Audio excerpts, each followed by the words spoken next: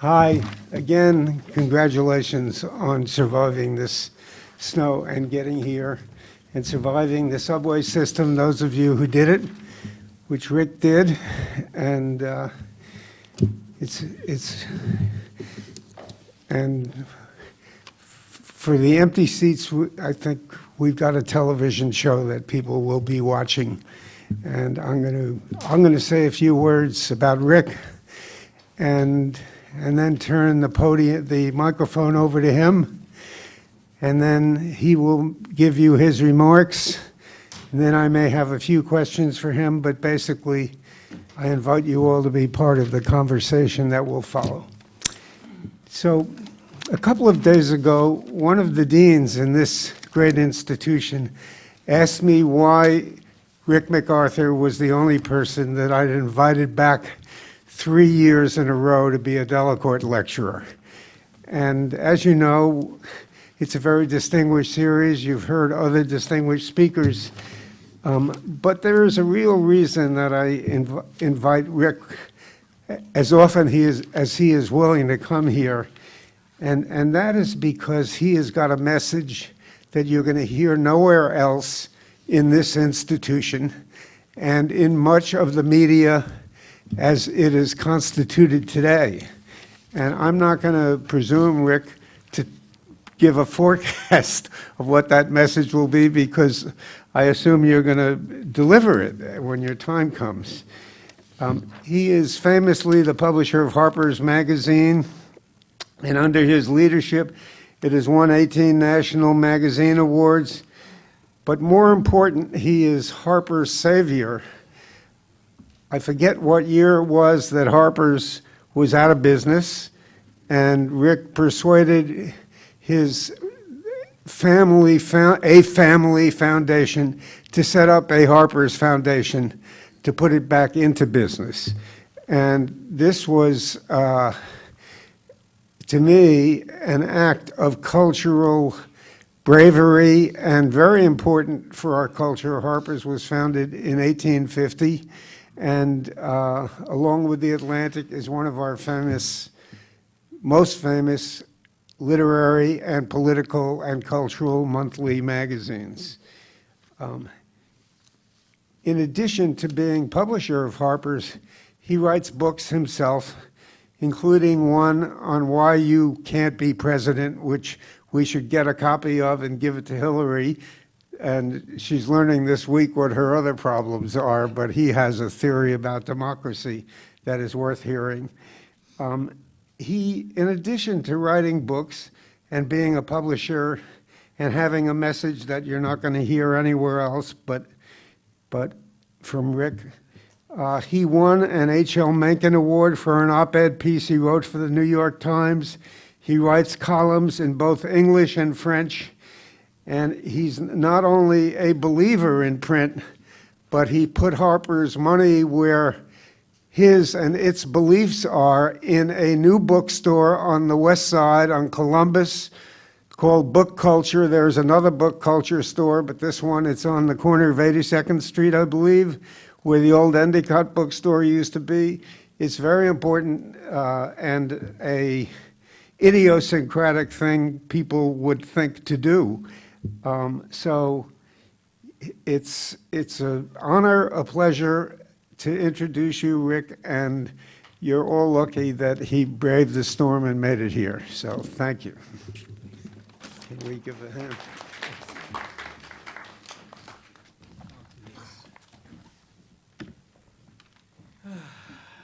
Thanks for coming. Thanks, Victor, for that nice introduction. I don't want to repeat myself, since I gave two lectures. I gave lectures 2 years in a row about my quarrel with the digital model of publishing and the free content model of publishing. But I will touch on it here for a second while I get into my larger topic, which is about reporting itself, and more specifically, police reporting and how it's affected my career and my thinking. And just tell you, the other day I was reading the new Knight Foundation report called Looking at the Future of Journalism Education.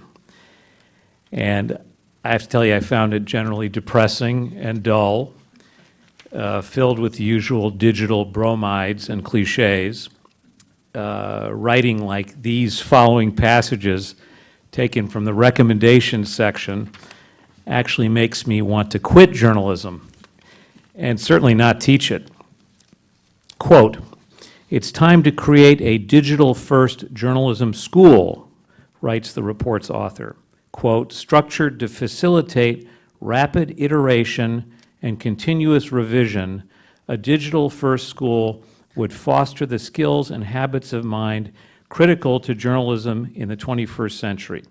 Self-instruction, numeracy, data analytics, human-centered iterative design, active curiosity, and early adoptions. And its mission would unabashedly be the exceptional preparation of journalists for an industry it can neither anticipate or imagine. Among other things, quote, a disruptive digital-first journalism school needs a disruptive digital-first accreditation process that establishes measurable metrics of programmatic success and impact." Well, I like the idea of active curiosity, although I'm not sure you can teach it, but the rest of this stuff is at best jargon and at worst gibberish. Nevertheless, I read the whole report because I wanted to know if any part of it said anything about the teaching of police reporting, which used to be, and may still be in some places, the basic training of journalism. I couldn't find anything that specifically referred to police reporting, although Maureen Croteau, if I'm pronouncing that right, of the University of Connecticut, is quoted saying she wants students to learn skills that will enable them, quote, to recognize and tell the stories of people who are unlike themselves, unquote. And thus be able to pick up, quote, social identifiers, unquote, including, quote, criminal history, unquote. Now, this was getting a little warmer, but still no police reporting in sight. Lawrence Pintack, founding dean of the Edward R. Murrow College of Communication at Washington State University, is quoted saying, and I gathered in criticism of Buzz Machine's Jeff Jarvis, that, quote, a 12-year-old girl with an iPhone can perform an act of journalism by shooting a car crash, but that does not make her eligible for legislative press credentials, unquote. Now, a car crash sounds exciting, but there's still no police reporting. I happen to think police reporting is the best way to learn how to do good journalism. So I'm not only behind the curve digitally, I'm apparently also behind the curve on mainstream journalism curriculums, which the Knight report says are hopelessly outdated in a growing world of interactivity and coding. Even so, I still read police stories with the eye of a one-time police reporter, and the techniques I learned as a police reporter still inform what I like to think is the more sophisticated writing and journalism that I try to practice today. And I think that learning to be a good police reporter prepares you for almost anything in journalism that you might want to do. Now, I'm going to tell you a few stories, but let me first tell you a little bit about the influences on my police reporting. I was born in New York, but I grew up in the suburbs of Chicago, very much under the influence of my great-uncle, Charles MacArthur, who was the co-author with Ben Hecht of The Front Page, the famous play about newspaper reporters in Chicago.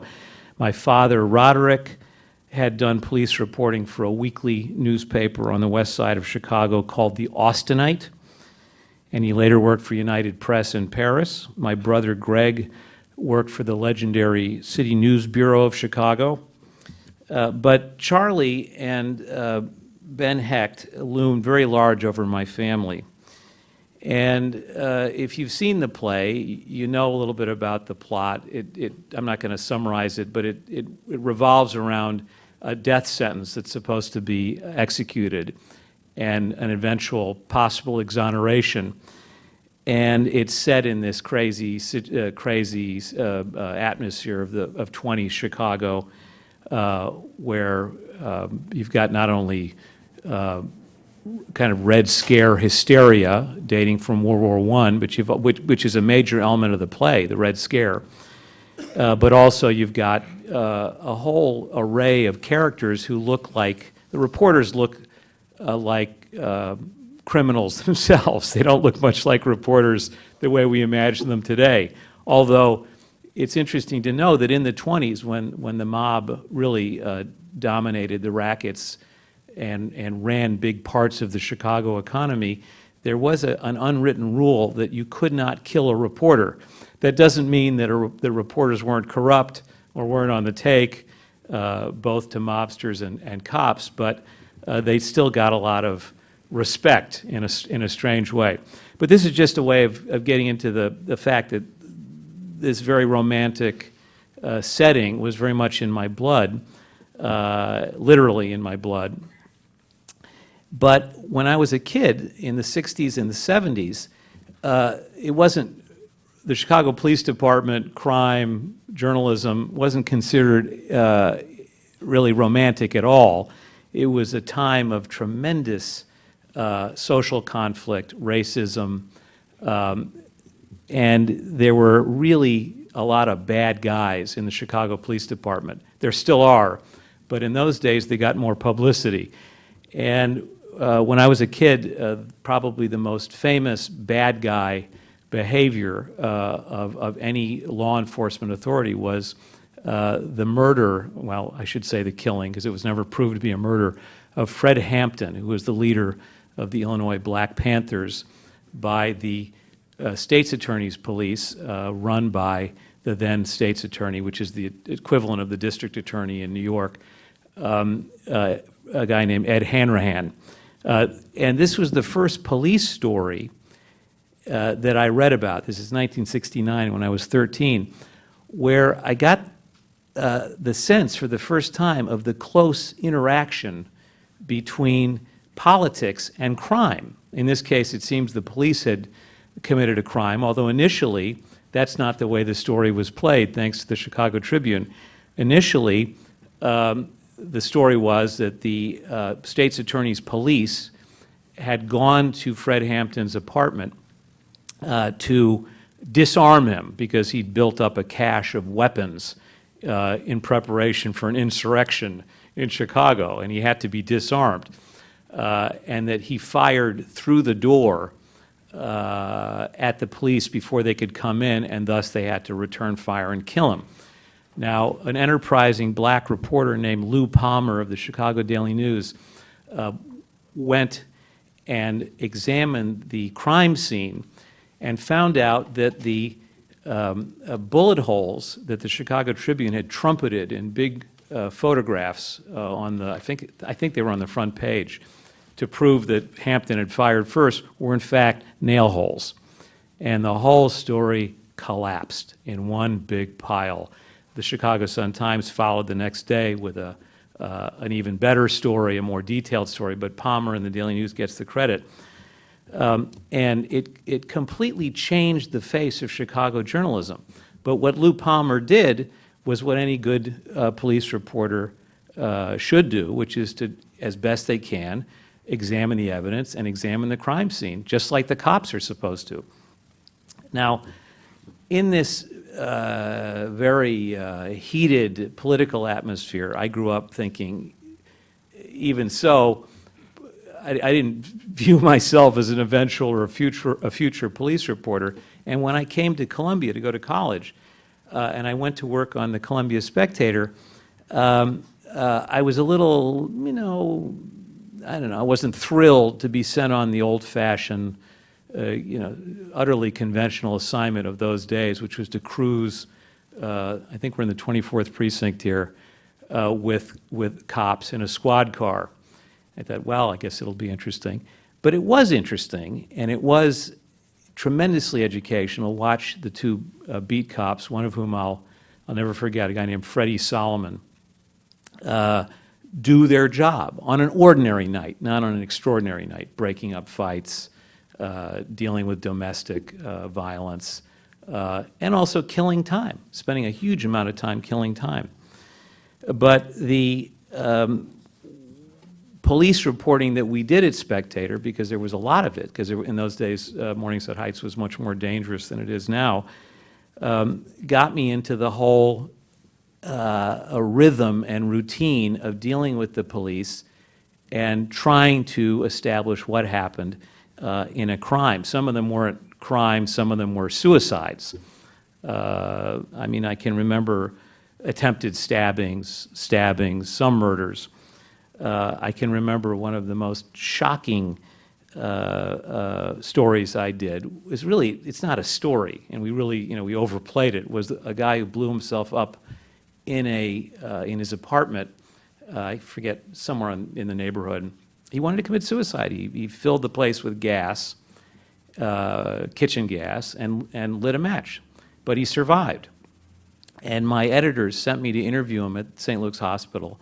And I was truly shocked to meet this guy in his hospital bed. You can't do that so easily anymore, post 9/11, to just walk into a hospital and interview anybody you want. But it also taught me early on how to take advantage, if you'll pardon my putting it this way, of people's shock in order to get them to tell you things that they wouldn't ordinarily say, or that they might not even say to the police later. When I graduated from college, I went to work. My first newspaper job was on the Washington Star.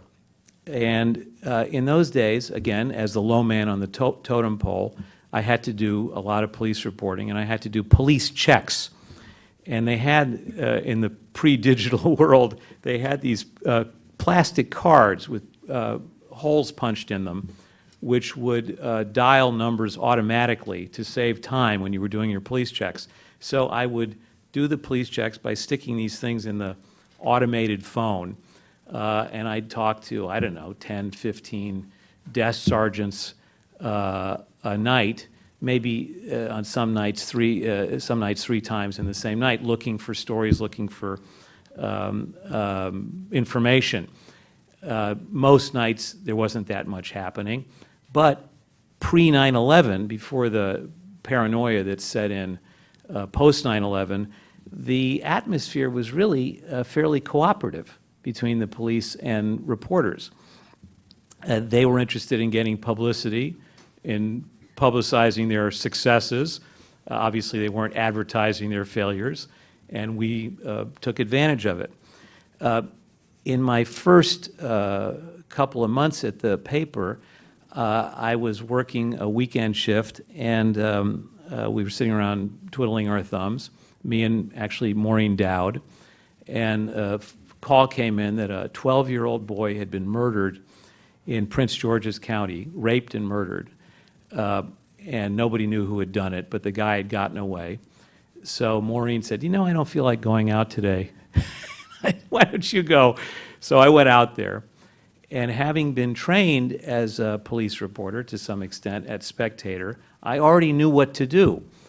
And the idea, if you're really serious about it, was to compete with the police, was to get ahead of them. And so I got all over the neighborhood, and I interviewed witnesses, and I interviewed underage witnesses because I was so aggressive. I interviewed kids who were 12 and 13 years old because there were rumors that an adult had come and picked this kid up. And it turned out that my description matched the perpetrator perfectly. He was an escapee from a psychiatric prison named Charles Wantland. And the next day, banner headline, I had scooped the Washington Post. I was ahead of everybody. And Mary McGrory, the great columnist, liberal columnist who worked for the Star, said to me, she had this wonderful patrician accent, and she smoked cigarettes down to the very end, so the ashes would fall into the keyboard of our early computers. And she, without looking at me, she said, Mr. MacArthur, it's not all of us, not every one of us who begins their career with a banner headline in the Washington Star. And so I was in heaven. I thought, this is the greatest thing. And I was also learning how to be a better police reporter. But then the next day, the Washington Star ombudsman wrote a column criticizing me and the Metro desk for having interviewed underage witnesses, which you're, I guess, not supposed to do. And I was chastised, but my Metro editor, a guy named Dennis Stern, who eventually went on to great things at the New York Times on the business side, said to me, "That's ridiculous. Of course you're supposed to interview whoever you can get." And he emboldened me to always be more aggressive, not just on stories like this one. I mean, along the way, I saw things as a police reporter that I never would have seen if I'd just gone straight into being a State Department reporter. I visited the Patuxent River medium security prison, where I, of course, found out that everybody was innocent. Every inmate was innocent. I covered a story when a black kid, 15-year-old black kid named Terrence Johnson, was hauled into the Hyattsville police station in Prince George's County, and later he said he'd been beaten by the police, and that he was so frightened he pulled the gun out of one of the policemen's holster and killed him and his partner, which was undisputed. Actually, he didn't dispute that he'd killed the first cop. He did dispute that he'd killed the second one. And this was another big introduction to history and to race and to all sorts of things I knew very little about, because as all of you good historians know, Prince George's County is where John Wilkes Booth fled after he killed Lincoln, and found refuge at the tavern, I've forgotten the name of it, where one of his co-conspirators was the owner. Prince George's County was like the Deep South in the late 70s. Still, it's not so much anymore. But you learned a lot about race, and in the context today of Ferguson and the Eric Garner case, white cop on black victim violence, all of this stuff comes back to me and is utterly relevant and utterly interesting, no matter how low on the totem pole I may have thought I was as a police reporter. In the Terrence Johnson case, by the way, in order to interview him, or try to interview him, because I couldn't get to him, he was held in prison, I hid in a bathroom at the courthouse and leaped out as he was being taken down the hallway for the arraignment. And I said, "Terry, did they beat you?" Because that was my sort of working theory, although nobody had said it by then. And he looked so stunned that somebody was asking him a question. He could have answered me, but he didn't answer me. And it's an absolutely tragic story, because the kid eventually was paroled. He was convicted of manslaughter because there were mitigating circumstances. And once he was, eventually he was paroled in 1995, he robbed a bank, allegedly, with his brother in Aberdeen, Maryland, and the police said he killed himself. Do we believe the police that he killed himself, or the police settled a score because they were obviously very angry that this kid got, or this young adult by that time, had been paroled? When I got to Chicago to work for the Sun-Times, it got even better and more dramatic, because Chicago is the most racially polarized city in the country, except possibly for Boston. And in Chicago, to become a policeman, you often have to be connected. These are viewed as patronage jobs. So it helps to be connected with the police, connected with the Chicago Democratic machine if you want to become a cop. Just to give you a fun historical fact, the second most powerful Democrat in Chicago today is a guy named Ed Burke. And I'd say second most powerful after Richard and William Daley. Rahm Emanuel is not the most powerful Democrat in Chicago. He's the chairman of the Finance Committee in the City Council.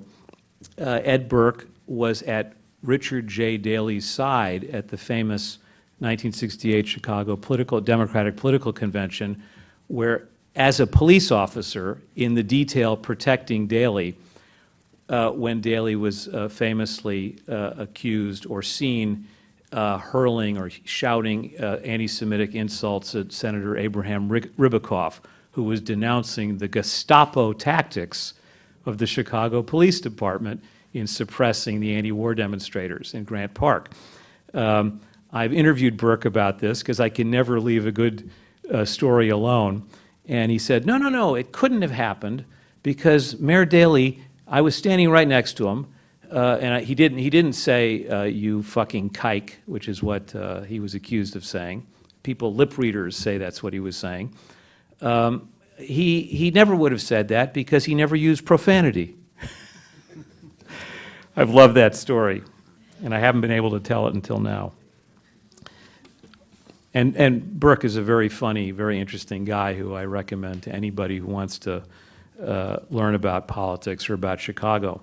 And I worked, of course, at what we called the cop shop at 11th Street and State Street and 11th nights and filling in days for the regular police beat reporter. I sat for hours on stakeouts with policemen where nothing happened, nobody was arrested. So I also learned these were educational hours because I had to sit there and make conversation with the detectives and the policemen and find out what their lives were like and understand what they were about. And all through this, I had it hammered into me by my editors, who were not, shall we say, political people. You know, these weren't left-wingers or right-wingers. They weren't ideologues. They weren't pushing any particular agenda. But they were insistent on the discipline of getting names, addresses, the facts of the story as best you could get them, and you know, to really immerse yourself into it and take it seriously, not treat it as low man on the totem pole stuff. And it was as in that mentality, once I'd graduated to more supposedly sophisticated assignments, that I broke the biggest police story of my life, which was about, does anybody remember John Wayne Gacy, the mass murderer in Chicago from the 70s? I've forgotten now the number of young men he killed. But perversely, because he was deeply perverse, Gacy had released a few of his victims. He'd raped them, threatened to kill them, and then let them go. And one of them, a young man named Robert Donnelly, went to the police and complained, and the police didn't try very hard to tail him, I think because Gacy was politically connected. There's a famous picture of Gacy. He was a Democratic committeeman, or ward committeeman, not a ward committeeman, a Democratic precinct committeeman in his neighborhood in Chicago.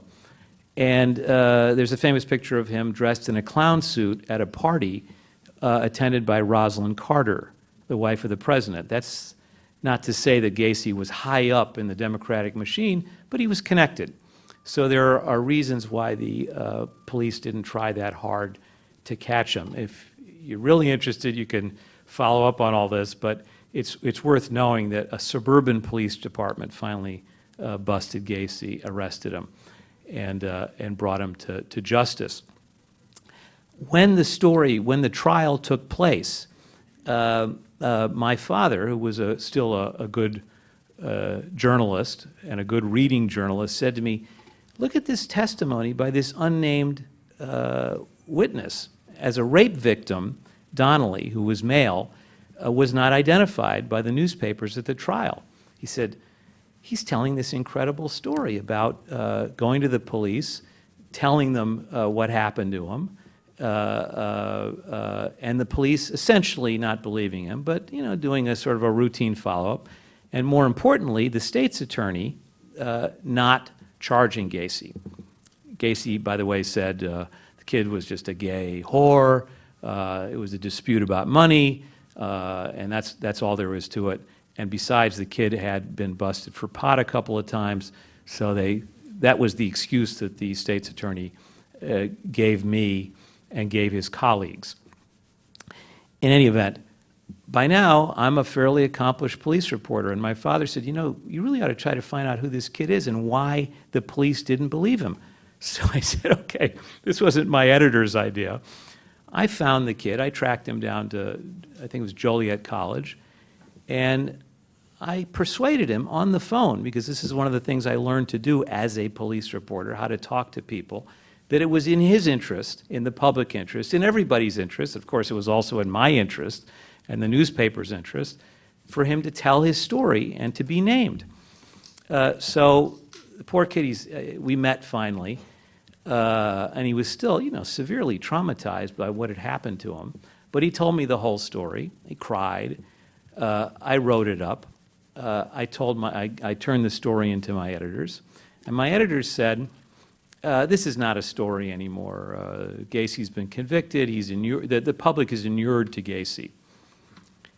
And I thought, this is a strange response, and I had a theory that maybe it had to do with problems with the police department, maybe because the Sun-Times was backing the incumbent state's attorney, a guy named Bernard Carey, for re-election, and it would have made him look bad, although I always maintained that the police looked just as bad, if not worse, than the state's attorney in this case, because really the cops had an obligation, with kids disappearing all over the north side of Chicago, to put a tail on Gacy, to follow him, to stay on him, and they didn't.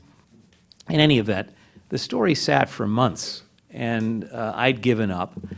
And just before the election in 1980 between Carey and Richard Daley, the younger, who was trying to make his political comeback, the son of the famous Richard J. Daley, the mayor, Mike Royko, the columnist at the Sun-Times of great renown, came marching into the newsroom, and he comes over and he talks to an investigative reporter next to me named Bill Clements. And I overhear him saying, "Is this possible? Is this possible that this happened to this kid?" And Clements says to Royko, because I'd already whined and complained to Clements and everybody else about the story being spiked, he says to me, he says, well, MacArthur's had that story for 6 months or 4 months or something. So Royko comes over and says, "Give it to me, kid." So I give him the story. I had the printout. He runs off. And to put it in political context very quickly, Royko hated Bernard Carey, unclear why, and seemed almost to be rooting for a restoration of the Daley family and the Daley machine. He wanted, for some reason, Richie Daley, as he's known, to be elected state's attorney. So he comes back and it says, "Well, I checked it out, and your story checks out. Why didn't they run it?" And I said, well, the Metro editor said, city editor said the public was inured to Gacy, not interested anymore. He said, "That's bullshit. And I'm just going to run it in my column, and I'm going to give you credit in the column." I said, don't you think the bosses are going to be mad at me and it's going to cause trouble, given that the newspaper is supporting Carey and the polls show them neck and neck? He says, I don't give a shit. So he runs it in his Sunday column, and it comes out on Saturday. And I may say the shit hit the fan. And my bosses told me, don't talk about this. You're not allowed to talk about it. Then Tuesday comes around, and Daley wins by a nose, by about 3,000 or 4,000 votes. It's easy to argue, easy to make the case that the column swung the election to Daley. It was very much biased. It wasn't even-handed the way I had written it. It was very much written in a way to blame the state's attorney and make Carey look as bad as possible, which was in a way absurd, because Carey's up here, the guy on nights in whatever, working in whichever police precinct he was working in, handling the incoming complaints, is in no way connected to Carey, or very, it's not even a mentality in the state's attorney's office. But Royko used it to beat Carey, and just so you know, I voted for Carey. because I was horrified by the idea of a restoration of the daily machine. These things stay with me. They stay with me, and they inform the way I think, because I understand the corruption of, to some extent, politics, of politicians, the police department, and of newspapers, and how they interact. And I would just say that once I had left the Sun-Times, and I wanted to become a foreign correspondent, I went to work for United Press International in New York. I worked on the foreign desk.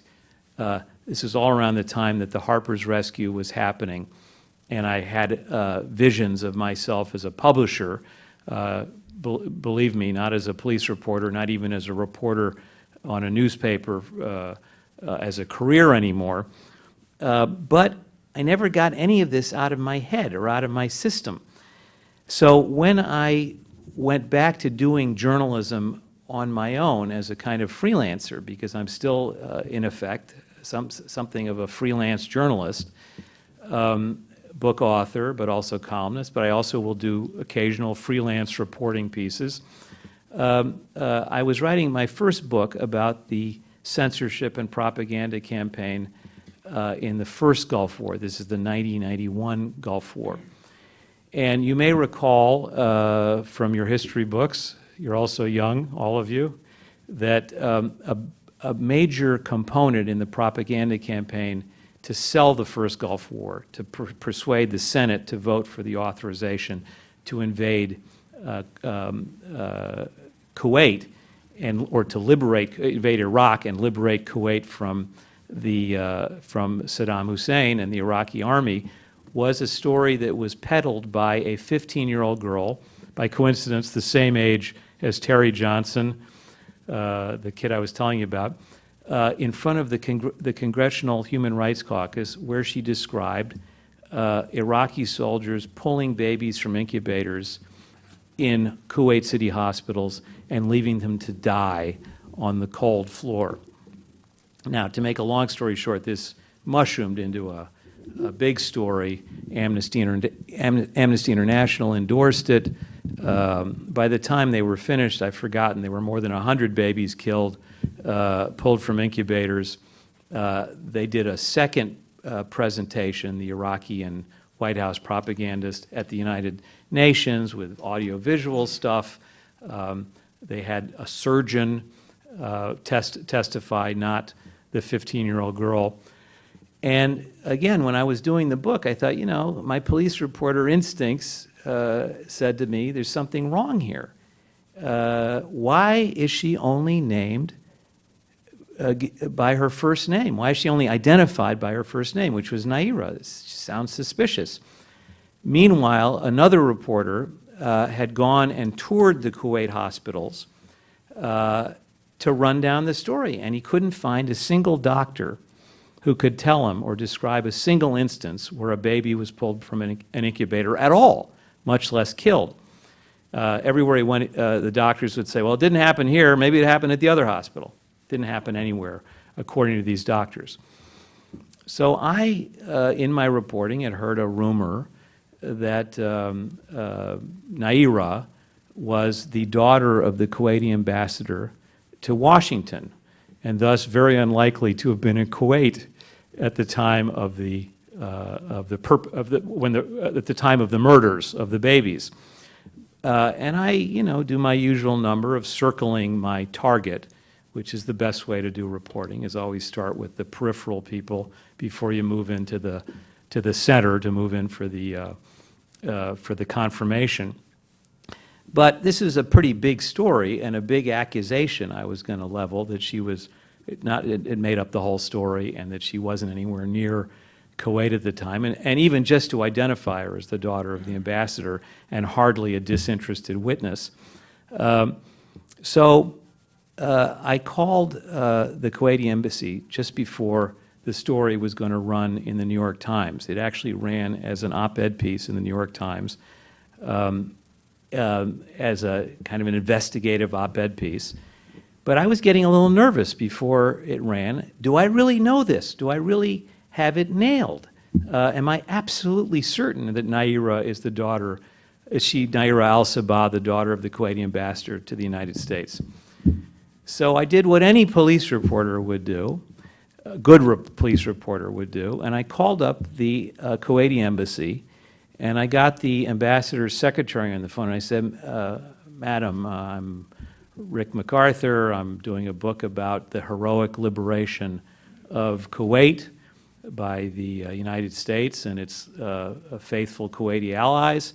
And I've learned that the ambassador's daughter is an absolute heroine in this story, and that nobody knows it. Nobody knows it. And isn't it time she came out with, she came out of the shadows and took the credit that she deserves. And the secretary, to her eternal credit and shame, said to me, but Mr. MacArthur, nobody's supposed to know that Naira is the daughter of the Kuwaiti ambassador. Nobody's supposed to know that. So I had my confirmation. But I learned that trick, I don't know where, in Chicago or Washington, to pretend to know more than you knew with the police. So they'd blurt out a denial, or they'd say, wait a minute, that's not what happened, this is what happened. And then they give you the straight story. So now I'm operating at a fairly high level of international, let's say, reporting and book writing. I actually told this story on 60 Minutes to Morley Safer, because it never even occurred to me I would never have even occurred to me to tell you this story if Morley Safer, who when he was a real reporter in Vietnam, used to go around doing basic reporting, asking the obvious question that you may think is obvious, but which isn't necessarily obvious. He said to me, how did you break the story? Well, I said, well, I used the oldest police reporting trick in the book to confirm it with the ambassador's secretary. So this is a way into my conclusion, which is to ask why police reporting is in such disfavor or so uninteresting that it doesn't even rate a mention in the Knight report. Low on the totem pole, if you want to be a serious journalist, I suppose. Lots of hacks do police reporting. I remember my old friends, Henry Wood and Jim Gacy from the Tribune and the Sun-Times. They were hacks, and they were very much in league with the police. They were practically cops themselves. And there is there's lots of corruption between reporters and policemen if they spend too much time, if they stay at it too long. There are terrible conflicts of interest that develop if you depend too much on the police for your information and your stories, as it is with any sources. But it's a little different with the police because they've got guns, they're aggressive, and you really feel like you're living with them. It's personal. It's not like it is with a politician's press secretary who you might burn at your risk, but he's a guy in a nice suit like you are. He's not a guy in a uniform. He's not a working class guy in a uniform. He's not a guy with a gun.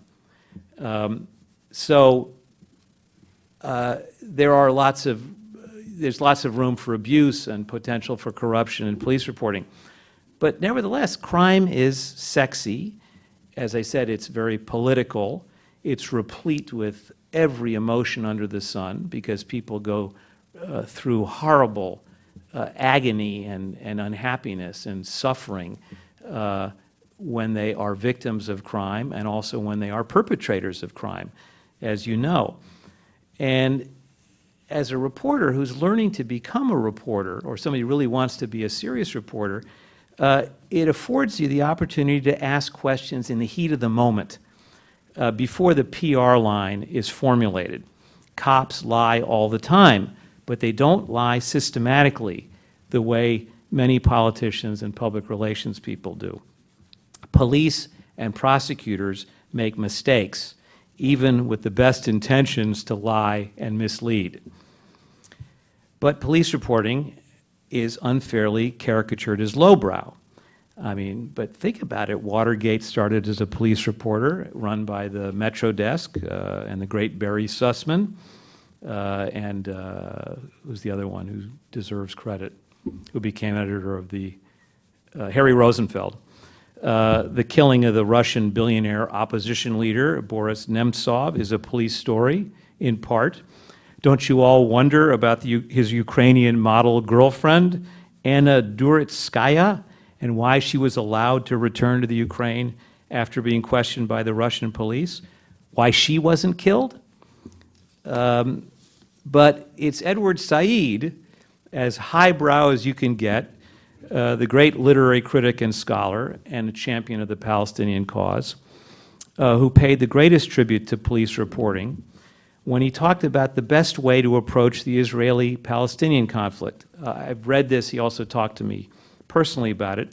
But he wrote and told me personally that he particularly admired a guy named John Kiffner, the great New York Times reporter, for his police-style reporting in Israel and the occupied territories, which says a lot for Kiffner, since Said was a relentless critic of the Times and of Western media in general for not, in his opinion, giving both sides of the story, for pitching too far in favor of Israel in most instances. Now, not everybody felt the same way about Kiffner, including some of his colleagues. In his book about the Boston busing crisis of the 1970s, it's called Common Ground, J. Anthony Lucas relates how local reporters resented out-of-towners like Kiffner for emphasizing the racial violence that took place at one school. I assume it was South Boston High School. Quote, "You covered that first day like a police reporter," Lucas quoted the Boston Globe's Bob Phelps as saying, quote, "The real story was that 79 out of 80 schools were completely peaceful, but you focused on the one that had trouble," unquote. "Sure," Kiffner shot back. "If 3,000 jets take off on a given day and all but one lands safely, you don't write 2,999 airliners arrive at destinations. You write jet crash kills 200. "But airlines land safely every day," Phelps retorted. "This wasn't a routine event. It was an important test. If you test 100 missiles and 99 of them perform adequately, you don't write 1 missile crashes. You write 99% hit targets." Said felt that as a so-called police reporter, Kiffner had fewer preconceived notions, fewer pseudo-expert opinions about Israelis and Palestinians than, say, Thomas Friedman, and thus were more willing to listen to the Palestinian side. In Power, Politics, and Culture, a 2001 book of interviews that Said did, Said distinguished between supposedly expert editorial and columnist opinion in the New York Times and the Times' own regular news reporting. Quote, "A perfect example is to be found in the New York Times, where you have what I think is very good reporting by John Kiffner, who's essentially a police reporter and who's reporting events on the ground and tries to report them from the point of view of the demonstrators, which is something new," unquote. Kiffner, according to Said, was more objectively curious and effective than the columnist or the future columnist Friedman, who had once been the Times' Jerusalem correspondent, because Friedman, quote, "gives the sophisticated Orientalist interpretation of the events, which uniformly comes out to be scandalously tendentious and deeply hostile to the Palestinian national movement."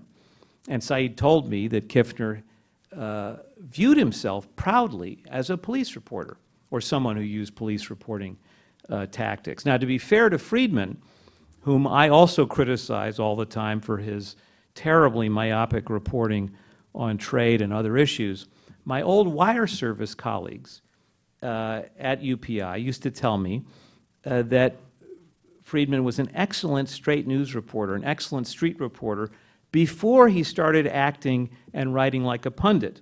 That's when he worked for UPI in Beirut.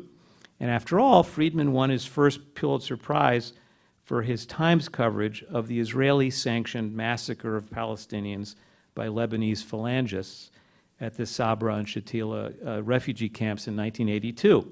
Those massacres were, in effect, huge police stories. Now, I want to get into a conversation if you're interested, but before we do that, I want to quiz you on the story that I handed out. Did anyone get a chance to read it? We were listening to you. If you want to read it, it'll take you just a minute and a half to read it. This is from the Daily News, April 11th, 2010.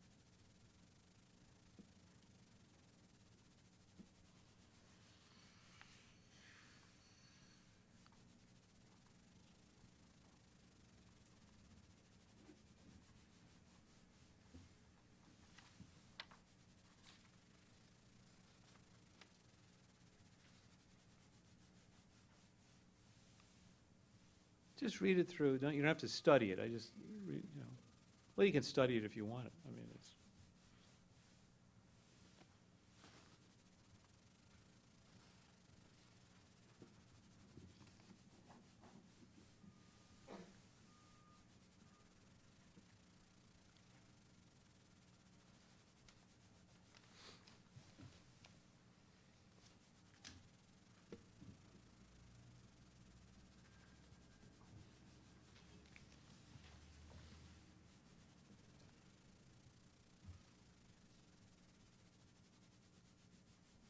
Everybody read it?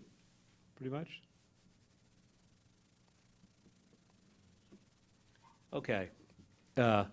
Before I ask you the question, I'll just tell you, I'll give you one hint. There's a big difference between Chicago and New York police reporting, and that is that in Chicago, at least when I was there, you always gave people's addresses. New York, don't give people's addresses, their home addresses. It was absolutely the rule that anybody identified in a story, if you could do it, you gave their address. Not the case in New York. But what's wrong with this story? What's missing? Just from the most fundamental, basic police reporting point of view, what's missing from the story? What? Not enough names. Got it. You get an A plus. They don't identify the firefighter and the Port Authority cop. Just absolutely inadmissible to me. And it's interesting because when I read this story, I said, this is a very interesting story because it's got all kinds of politics in it. One of the people involved in the brawl is the son of a politician, of a state senator. I'm sorry, the nephew of a state senator. What was going on here? I mean, it may just have been somebody said the wrong thing to somebody, which is the way the story was played out later. But was there more to this than meets the eye? And I actually wrote a letter to the Daily News saying, why didn't you name these two people? And the next day, or 2 days later, all the names were in the paper. The Times also covered this story. They got the names right away. They did it right. I was kind of shocked that the Daily News fell down on the job. But I just wanted to do a little interactive journalism education. This is about as far as I can go in terms of interactivity. But it's very important, and it's a very important discipline in my mind, to get the names of everybody involved. Why should, and it's a matter of fairness and justice, why should Golden, DiCarlo, and who's the third one who does get named? I think there's a third one who did, and the Crowley brothers. Why do they get named? And the other guys don't get named. Right? So, anyway, as it turned out, nobody was charged. They charged everybody, and I think one guy got a misdemeanor for gun possession, and it was much ado about nothing. But we still don't quite know what triggered the fight. It never really came out in court. Great. Thank you, Rick. This is very unexpected and good. Why don't you come down and we'll have a little conversation. Sure. I thought we were going to get, this is the man who's described as the man who hates the internet, and I thought that's what he was going to talk about tonight. So I'm being accused of false advertising because I told everybody that you're the only person in this building that's going to make the case against the internet. can do that now. Instead, you gave a master class on police reporting. So let me ask one question about that, and before we move on to the other thing. Yeah. And other people should talk about whatever they want to, including, obviously, police reporting. You said that you thought people don't take it seriously anymore, but it's true that we read about Brian Williams, and we read about Bill O'Reilly, and we read about Bill Cosby, but aren't the big stories today really police stories? They're about the killing of Michael Brown. They're about Garner in New York.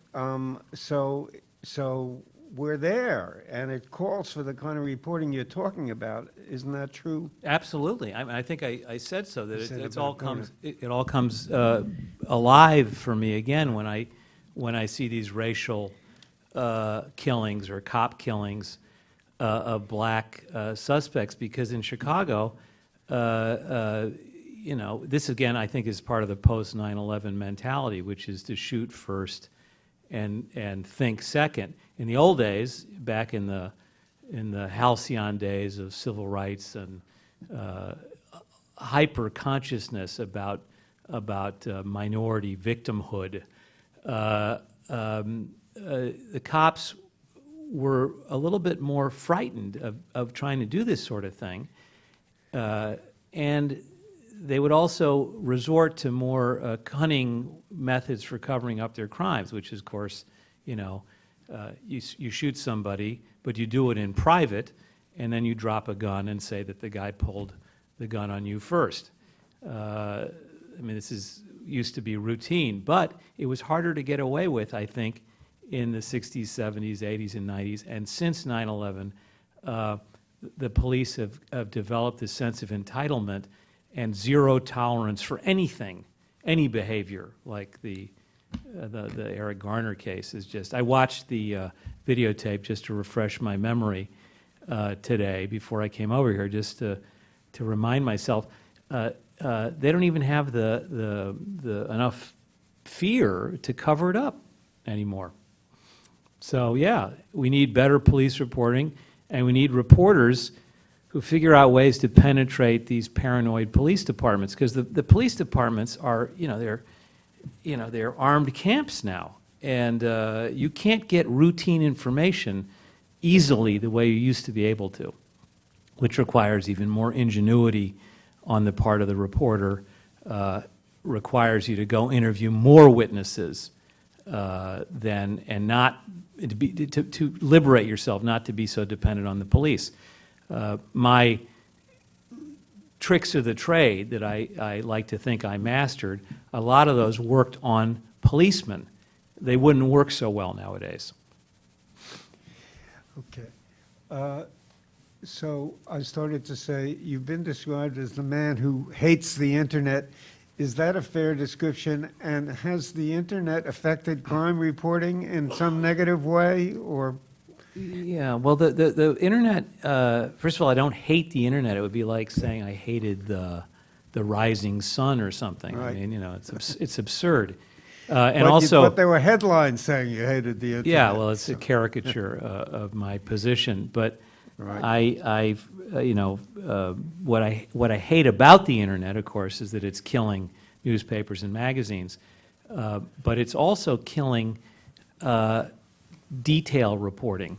What you see a lot of on the internet is the nice way of calling it, the nice word is aggregating other people's work.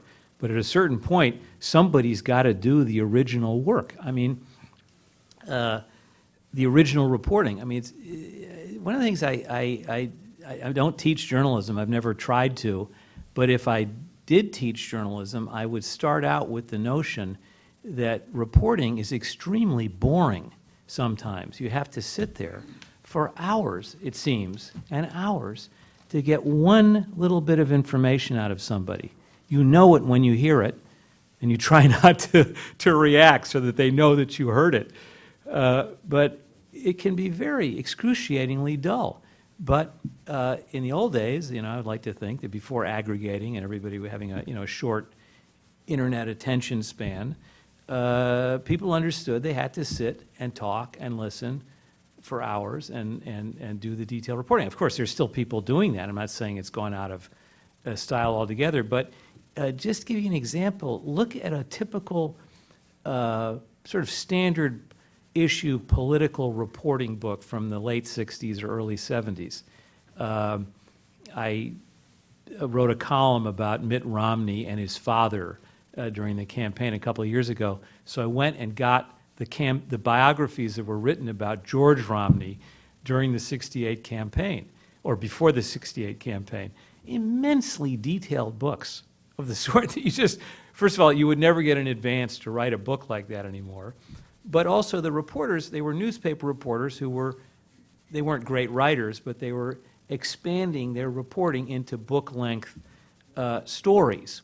And for them, the detail was everything. I mean, Bob Caro is very eloquent on this. Ask him about it. I've talked to him about this. And he's very reliant on the detailed reporting done by run-of-the-mill political reporters in the 50s and 60s to help him with his research on LBJ. I don't think you're getting that kind of that detail anymore because the internet encourages speed and summary and quick hits and bon mots ahead of boring detail. I'm not saying detail has to be boring. I think detail can be fascinating, but Okay, so as the proprietor of Harper's, Rick, you have very definite ideas about the internet, and people have written that the Atlantic, which has always been coupled with Harper's when people write about these magazines as thought leader magazines and the best that we have in the business, the Atlantic has invested all of this money in the online world, and when its editor said that it's making money, you said he's lying. And what's your evidence that he's lying? Well, because I know with the circulation economics of direct mail, and the Atlantic is mailing millions and millions of pieces of junk mail every year to maintain an advertising rate base, which is unsupportable, and they have very little advertising. I know how much it costs to buy a subscription, because you don't sell, in our magazine business, you don't sell subscriptions, you buy circulation. Every piece of mail you send out loses money. But the traditional business model is you do it to support a rate base and you make up the losses with advertising. There's no advertising anymore. There's advertising for Vogue and there's advertising for, although less, there's still advertising for some specialty publications, but generally speaking, advertising has collapsed in both the magazine and the newspaper worlds. So, but particularly in magazines, the whole raison d'etre of selling circulation cheap to maintain a rate base has fallen apart. So I guarantee you the Atlantic is losing many, many millions of dollars as a magazine, as is the New Yorker, and as is Harper's. Not many, but more than $1 million. And that is because of the traditional circulation economics of losing money on your junk mail and not getting enough advertising back to support it. And privately held company can say anything they want. I mean, the Atlantic is a privately held company. They can say we're profitable. It's just absolutely impossible for them to be profitable. Impossible. Okay. I just add one other thing about the, Well, they don't pay writers. That's yeah. the way they make their profits. well, but even if, the Huffington Post is also losing money and will eventually run out of cash and will go out of business. I'll give them 3 years. But the one website that people tell me makes money, and I got into this during the Columbia Spectator fight. I was on the board of Spectator, and I argued against going all digital for, I think, sound business reasons, because they still had a fair amount of print advertising in the daily paper. And going digital, there was no way they were going to be able to replace the advertising income if they dropped the daily paper. So one of my colleagues on the board said to me, "Well, BuzzFeed is profitable," and I said, "How do you know they're profitable?" And he said, "Well, I've seen their books." I said, "Can I see their books?" "Well, you have to. No, you can't see their books." And of course, it's a privately held company. I can't see their books. So one of these days, I'm going to call up whoever the owner of BuzzFeed is and say, Kenny Leary, he's spoken here. He's spoken here and say, "Hey, everyone tells me you're the exemplar of a profitable website that purports to be a magazine or a newspaper." It's a stretch to say BuzzFeed is a magazine or a newspaper, but let's just, for the sake of argument, say that it is. Show me your books and prove to me that you're profitable. I'll bet you he refuses to show me his books. I'll get around to it, I promise. You can follow up and call me and bug me. So let me invite all of you who are good enough to be here to join us. We've got a microphone there, sir, if you want to ask the first question. There's a microphone, and why don't you use it? So, and tell us who you are. Oren Jurenkas, I'm an alumnus of the old Russian Institute. The question, the Soviets in my day used to accuse the American press of something which they called, with a rather clever name, bourgeois objectivity. I love that name. I always thought objectivity was a compliment.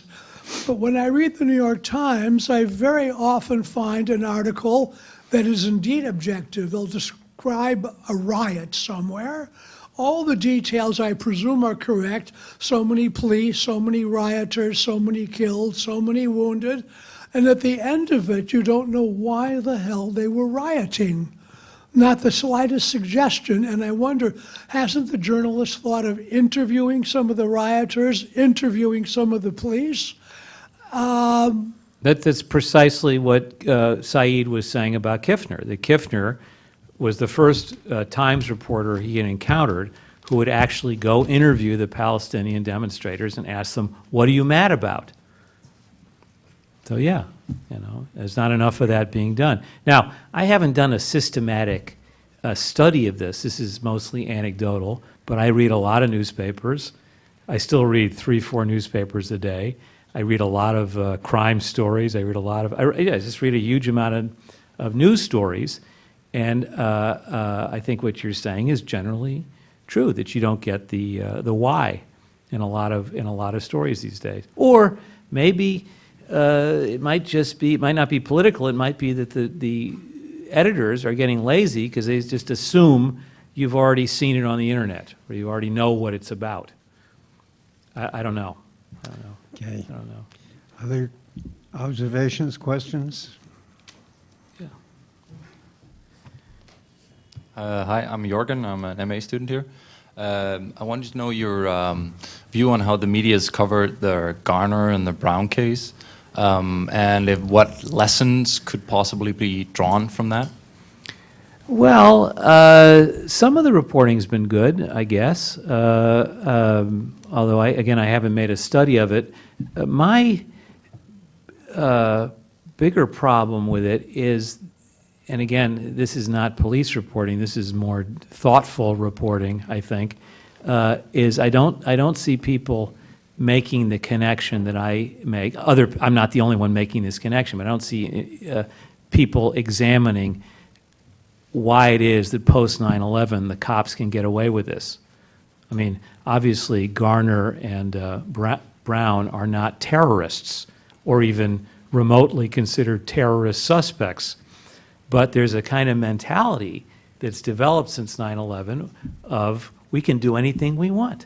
It's what the CIA seems to have taken from the Patriot Act. We have carte blanche. This is given by the White House to do anything we want to these suspects, and we can get away with it. That's one thing I don't see being discussed much or enough. The other thing I don't see being discussed is the notion that Obama and Eric Holder get a pass because they're black. I mean, it's just not allowed to be discussed. As far as, I'm sure the nation has discussed it, but I don't see people saying,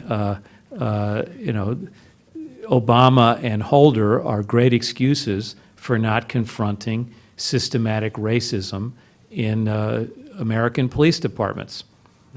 I don't know. I mean, the place where it was discussed most thoroughly, most recently, was in the report on Ferguson, but it wasn't the press that did that report. It was Right. Holder. It and was the Holder who government finally that did it, although Yes, they didn't. yes. Although they didn't indict anybody. Right. I mean, it's like Obama with the CIA. I mean, no one's going to get indicted. I'm sorry. I just toured France or Paris for this. My publisher in France published the CIA torture report. They did a very wonderful thing. They translated it in 10 minutes, and I wrote the preface with Scott Horton, who some of you may know. And so I'm a little bit up in arms. I don't think anybody's that interested in the CIA report anymore, but I'm still up in arms about it. Yes, sir. Thank you for coming here, Mr. MacArthur. My name is Kevin Townsend. Could you talk into the mic? We can't hear you. It's really far down.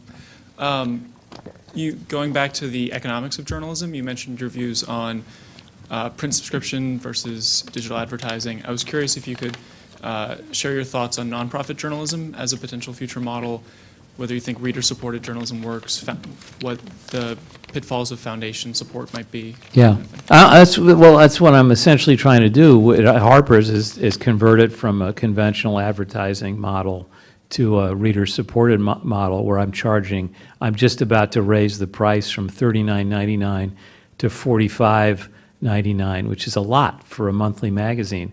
And there is price resistance. I'm not going to pretend that everybody's willing to pay the higher rate, but I think little by little, readers are beginning to understand that if you want to have a serious magazine or even an unserious magazine, you're going to have to pay for it because the advertising isn't there to support it anymore. And that goes for the internet as well. Now, the foundation-supported model, like ProPublica, seems promising to some extent, although I am leery of being too dependent on one or two or three sources of money. I think that's risky.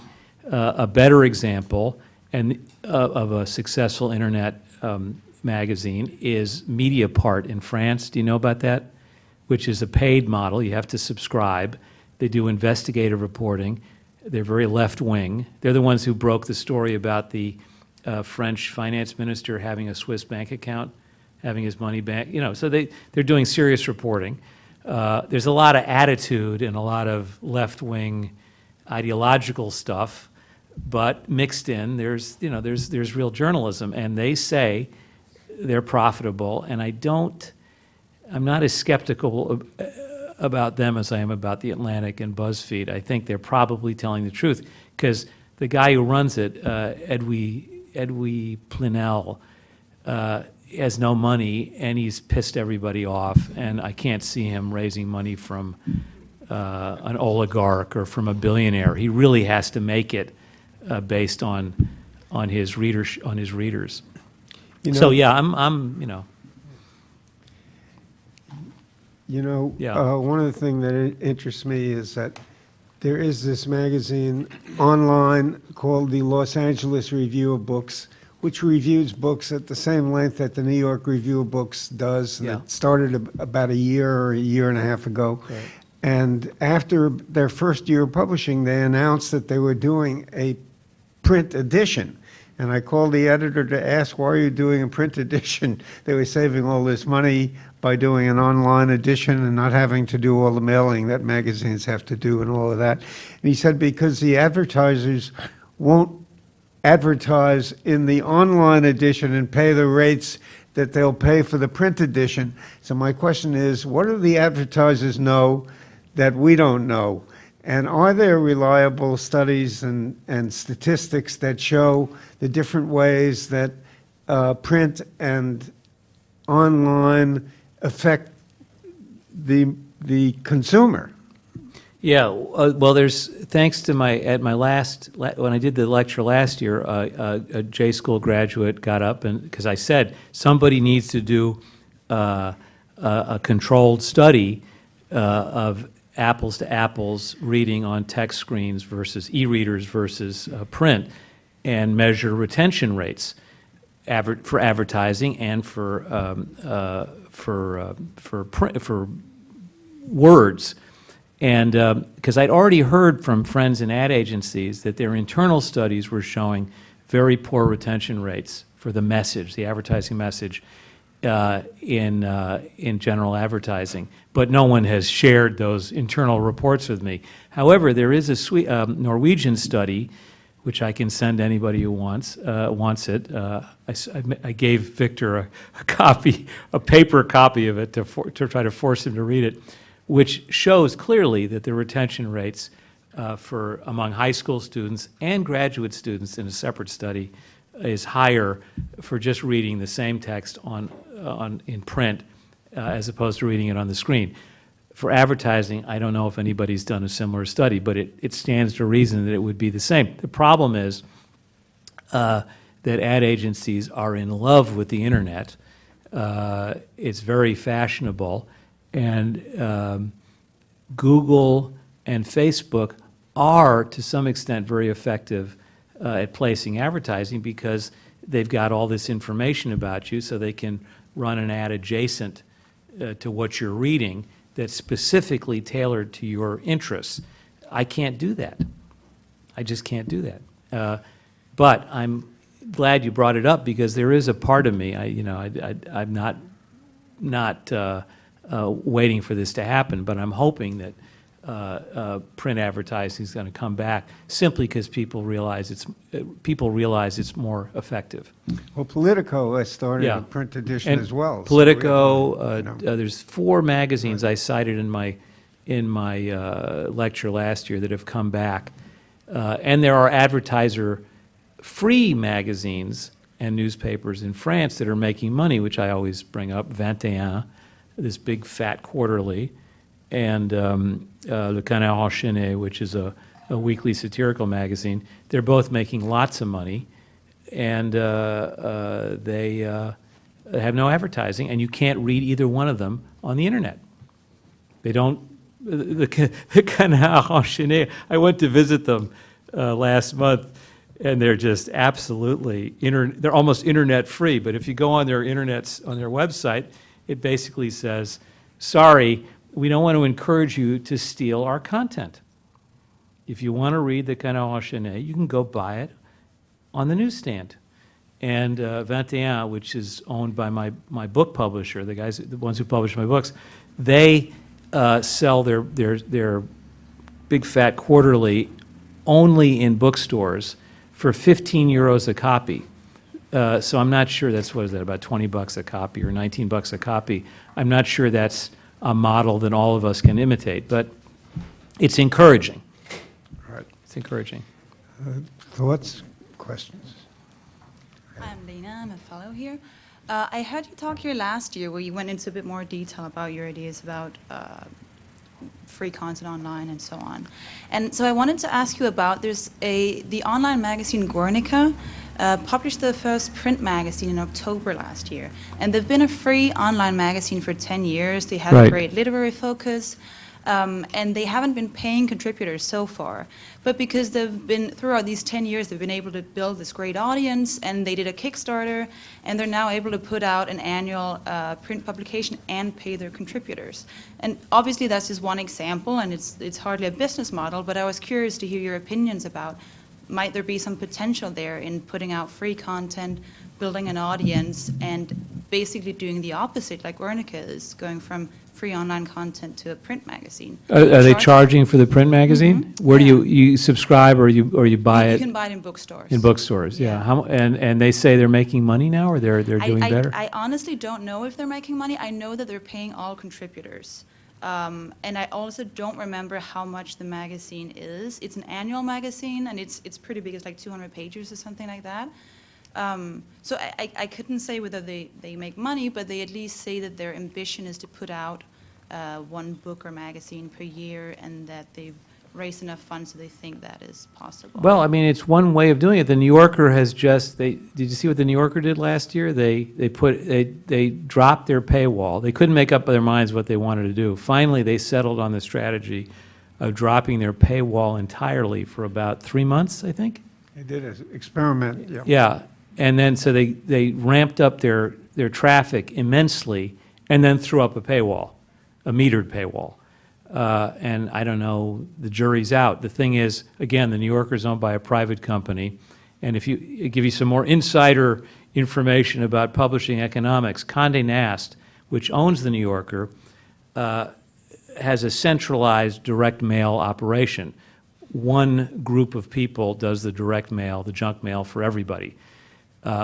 So the New Yorker probably is going around saying the same thing. We make money, but if you assigned the costs of the New Yorker's direct mail to the New Yorker would be losing a lot of money.